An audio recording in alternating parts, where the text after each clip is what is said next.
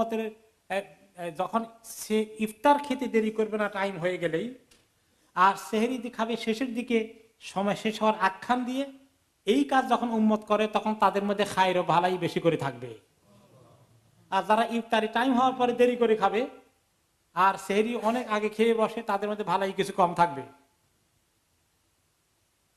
তাই না? এখন এই যে সাদা রেখা থেকে কালো রেখা আলাদা হয়ে যাওয়া, খাইত মানে হলো সুতা, যে কালো সুতা সাদা, সাদা সুতা কালো সুতা থেকে আলাদা না হয়ে যায়, তার মানে কালো সুতা বলতে অন্ধকার, আর সাদা সুতা সাদা রেখা বলতে সবে সাদেকের আলো, এটা বোঝানো হয়েছে। এক সাহাবী আছেন, উনি এটা বুঝেন নাই,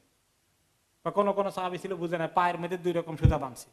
সাদাটা একটা কালোটা একটা, তারপর কাপড় উঠে দেখে দেখা যায় কিনা, যদি দেখা যায় তাহলে বোঝা গেছে যে হ্যাঁ এখন ক্লিয়ার হয়ে